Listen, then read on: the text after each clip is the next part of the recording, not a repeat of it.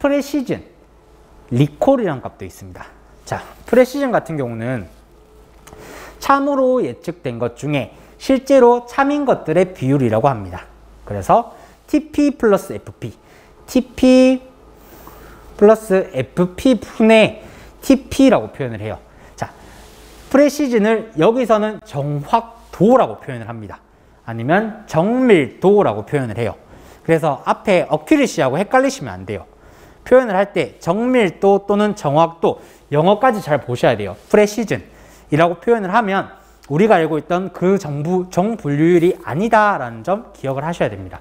그래서 실제로 참으로 예측했는데 그 중에서 진짜 참인 거, 이거는 우리는 실제 값을 기준으로 본 게 아니라 예측 값에 대한 기준으로 봤을 때 확인을 할 수 있는 지표다 라고 기억을 하시기 바랍니다. 두 번째, 리콜이란 값이 있어요. 이 리콜이란 값은 실제 참인 값 중에 얼마나 참을 찾았는지를 보는 비율이라고 합니다. 그래서 TP 플러스 FN분의 TP라고 표현을 하고, 이 재현율 같은 경우는 앞에서 본 민감도랑 수식이 똑같아요. 그래서 TP 플러스 FN분의 TP라고 표현을 하면 재현율도 될 수 있지만 민감도도 똑같은 수식으로 구한다 라는 점 기억을 하시기 바랍니다. 그리고 저희가 이 두 가지 지표를 가지고 또 구할 수 있는 지표가 F1 스코어라는 것도 있습니다. 자, 이 F1 스코어 값이 클수록 모형의 성능이 좋다고 표현을 할 수가 있고요. 봤을 때 프레시즌이랑 리콜을 더한 값 분의 프레시즌이랑 리콜을 곱한 값에 곱하기 2를 했을 때 우리는 F1 스코어라는 것도 구할 수 있다. 자, F1 스코어도 단독으로 시험 문제에 나온 적이 많습니다. 그래서 여기서 제가 나온 수식들 있잖아요. 이것들은 다 기억을 하고 계산식을 구해라라고 할 때는 반드시 손으로 구할 수 있을 정도로 연습을 많이 하셔야 돼요. 뒤에 예상 문제나 이런 게 보시면은 구하는 문제가 많기 때문에 꼭 연습을 해보고 수식도 암기를 하고 가셔야 됩니다. 그리고 여기서 팁을 하나 드리자면, 시험 문제를 출제를 할 때 우리가 원하는 형태로 출제가 안 되잖아요. 시험이 똑같아요. 제가 알려드린 형태랑 출제 방향이 다르게 나올 수도 있습니다. 자, 실제라는 값이 지금 상단에 있었죠. 계속. 근데 이 실제라는 값이 밑으로 내려갈 수도 있어요. 그래서 시험 문제를 그렇게 바꿔서 낼 수도 있어요. 그리고 그런 경우가 많습니다. 그래서 이 실제 값과 예측 값의 위치를 반드시 인지를 하고 문제를 보셔야 돼요. 아니면은 FN이랑 FP라는 값이 바뀔 거예요. 계속. 알다시피. 실제 값이 내려오고 예측 값이 올라가면은 여기가 FN이 될 거고 여기가 FP가 될 겁니다. 그런 점 반드시 숙지하고 있으셔야 돼요.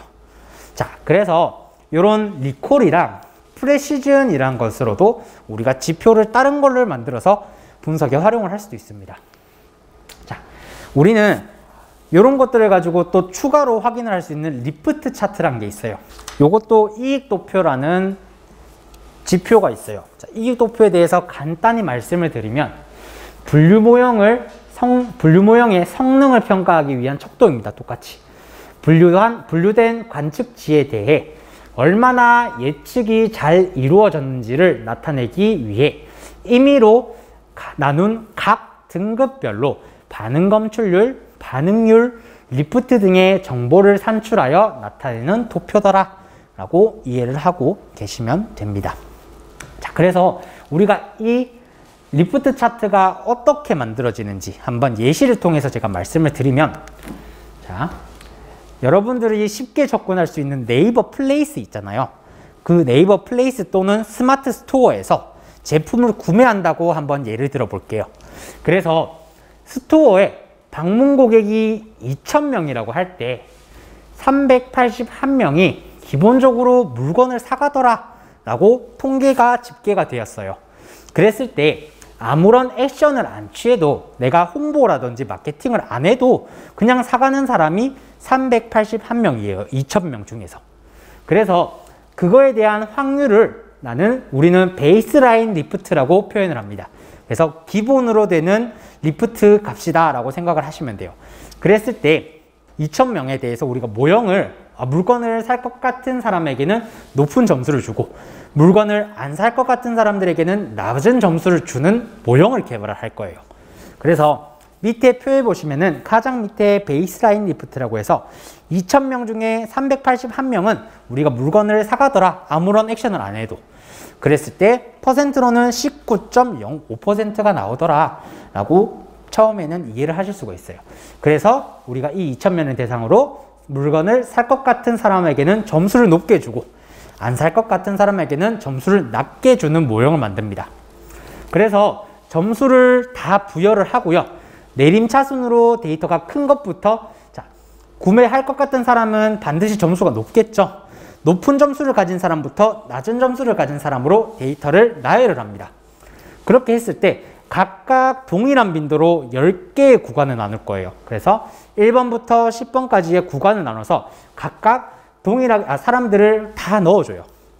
넣었을 때 구간마다 174명, 110명, 38명, 14명, 11명, 10명 이렇게 인원수가 분배가 될 겁니다.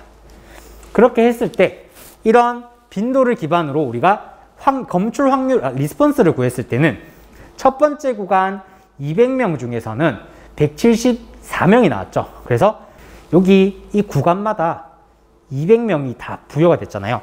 우리가 2,000명을 기준으로 했기 때문에 1번부터 10번 구간까지는 다 200명이 들어가 있을 거예요, 원래. 근데 그 중에서 점수를 나열을 했을 때는 이만큼의 인원이 들어가더라 라고 말씀을 드렸고요. 그래서 200명 중에서 174가 있기 때문에 87%가 나오고, 이 의미는 1등급에 해당하는 사람이, 이 1번 그룹에 해당하는 사람이 물건을 살 확률이 87%나 되더라 라고 이해를 할 수가 있을 겁니다. 그래서 각 구간마다 이렇게 퍼센트를 구할 수가 있습니다. 그래서 리스폰스를 베이스라인 리프트로 나누게 되면은 아무것도 안 해도 19%의 사람은 물건을 사가는 사람들이고, 베이스라인 리프트에 비해 물건을 더 많이 사가느냐를 알 수 있는 게 리프트란 것으로 확인을 할 수가 있을 거예요. 자, 그래서 왼쪽에 있는 이런 식으로 구하는데 우리가 시험에서는 이렇게 직접 구하진 않습니다. 대신에 이 리프트 차트라는 게 어떤 것이구나 라는 것을 알고 계셔야 시험 문제에서 주로 주관식으로 물어보는 경우가 한 번씩 나옵니다. 그래서 이거는 이런 리프트 차트가 어떤 거구나 라고 이해를 하고 넘어가시면 될 것 같아요. 그래서 리프트 차트는 좋은 모델이라면 리프트가 빠른 속도로 감소를 합니다. 등급별로 향상도가 급격하게 변동할수록 좋은 모형이라고 할 수 있습니다.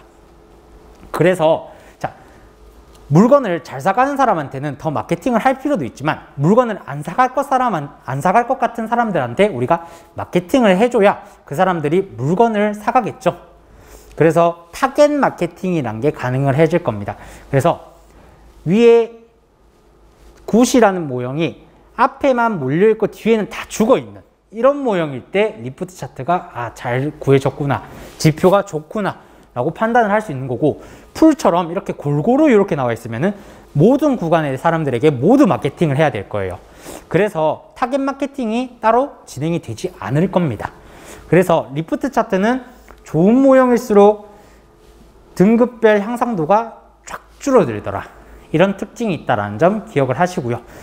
각 등급별로 향상도가 들쭉날쭉하면 좋은 모형이라고 볼 수는 없습니다. 그래서 이런 식으로까지 확인을 하면은 앞에서 말씀드린 5가지 지표, 적응 분류율, 민감도 특이도, 그 다음에 정확도, 재현율, 그리고 F1 스코어, 요거에 대한 지표에 대한 수식은 다 외우셔야 되고요. 그리고 ROC 커브 같은 경우에는 특징하고 그 다음에 어떻게 구성되었는지를 반드시 암기하고 계셔야 됩니다. 리프트 차트는 이런 게 있구나 라고 이해를 하고 넘어가시면 될 듯 합니다. 제가 추가로 한 2가지 정도 더 설명을 드릴게요. 자, RMSE란 게 있고 MAE란 게 있습니다. 요것도 이 2가지는 분류 모형의 예측을 평가하는 게 아니라 예측 모형의 성능을 평가할 때 사용하는 지표예요. 그래서 이 2가지 같은 경우는, 이 2가지 이름 같은 경우는 반드시 알고는 있으셔야 돼요. 그래서 RMSE 같은 경우는 루트 민 스퀘어 에러라고 해요. 자, 처음에는 민 스퀘어 에러만 한번 볼게요. 평균값, 스퀘어 에러라는 게 우리가 예측한 값과 그 다음에 실제 값의 차이가 얼마만큼 있는지를 다 더해서 그거를 평균을 낸 게 민 스퀘어 에러란 거고요. 그거를 루트를 씌운 거예요. 그래서 보통은 우리가 이런 MSE 같은 경우는 회귀 분석이나 아니면은 분산 분석에서 주로 볼 수 있는 지표입니다. 그래서 이 RMSE는 회귀 모형의 성과 측정에 주로 활용을 많이 하더라라는 특징을 가지고 있어요. 그래서 추정값 또는 모델이 예측한 값과 실제 환경에서 관찰되는 값의 차이를 볼 거예요. 그래서 우리가 구한 회귀식으로 이 값을 구했을 때랑 우리가 가지고 있는 원래 값이랑 차이를 비교를 했을 때 얼마만큼 차이가 나느냐예요. 그래서 값이 0에 가까워질수록 정밀도가 높아진다라고 해요. 자, 이게 무슨 말이냐면은 앞에서 말씀드린 것처럼 우리가 우리가 모형으로 예측한 값이랑 실제 값이 동일하면은 그 모형은 매우 우수한 모형일 거예요. 그래서 그런 에러 값이 0으로 가게 되면은 똑같이 예측을 했다는 거니까 엄청 활용하기 좋은 모형이다라고 판단하기 때문에 0에 가까워질수록 정밀도가 높아진다라고 표현을 할 수가 있습니다. 그래서 MSE라는 값에서 루트를 씌우게 되면 RMSE란 값이 표현이 되게 될 거예요. 두 번째, MAE라는 값이 있어요. 요거는 Mean Absolute Error라고 해서 평균 절대 오차는 결과값과 예측값이 얼마나 비슷한지를 평가하는 함수다. 동일하게 값이 0에 가까워질수록 모형의 우수함을 의미를 하고 있고요. 그리고 요거는 에러 값을 전체 더한 것을 평균을 낸 거예요.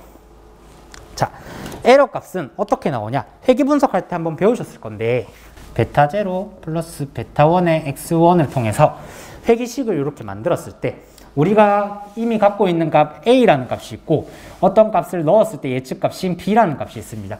똑같은 관측치의 값을 넣었을 때 목표 변수에 대해서 값의 변화를 봤을 때 이 A 빼기 B를 했을 때 나오는 값이 0이 아니거나 또는 다른 숫자가 나타날 거예요. 그래서 요거는 실제 예측. 그래서 우리가 최적의 모형, 이상적인 모형은 실제 값에서 예측값을 뺐을 때 0이라는 숫자가 나오는 게 우리의 목표예요, 원래는. 그래서 동일하게 예측하는 거죠. 그랬을 때 이 에러라는 값은 0이 아닌 다른 숫자가 나오면 그 값은 다 에러가 될 거예요.